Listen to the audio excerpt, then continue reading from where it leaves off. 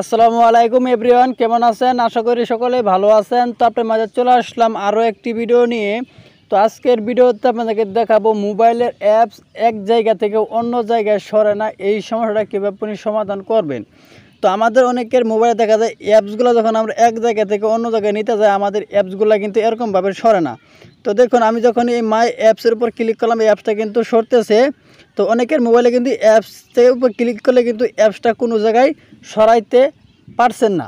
তো কীভাবে এই সমস্যাটার সমাধান করবেন তার পুরো প্রসেসটা আজকের এই ভিডিওতে দেখিয়ে দেবো।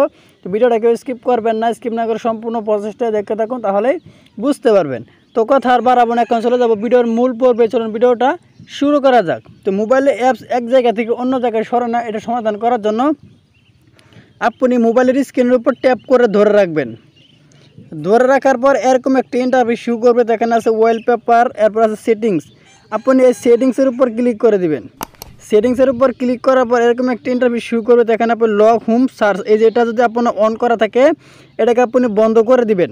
তো এটা যদি অন করা থাকে তাহলে কিন্তু আপনার অ্যাপসগুলো এক জায়গা থেকে অন্য জায়গায় সরবে না। তো এখান থেকে আপনি এটা অন থাকলে এটাকে আপনি বন্ধ করে এখানে আপনি আছে ডান, এই ডানের উপর আপনি ক্লিক করে দিবেন।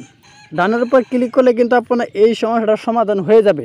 তো এরকমভাবে কিন্তু মূলত আপনার অ্যাপসগুলো এক জায়গা থেকে অন্য জায়গায় না সরলে এরকমভাবে সমস্যাটার সমাধান করতে হয়। তো ভিডিওটা মানে ক্লিয়ারলি বুঝতে পারছেন। তো ভিডিও দেখে উপকারে আসে অবশ্যই একটি লাইক করে দিবেন। আর প্লিজ আপনার মূল্যবান মতামত গুড ভিডিও বা নাইস ভিডিও লিখে কমেন্ট বক্সে পাঠিয়ে দিবেন। তো সবাই ভালো থাকুন, সুস্থ থাকুন, খুদা হাফিজ।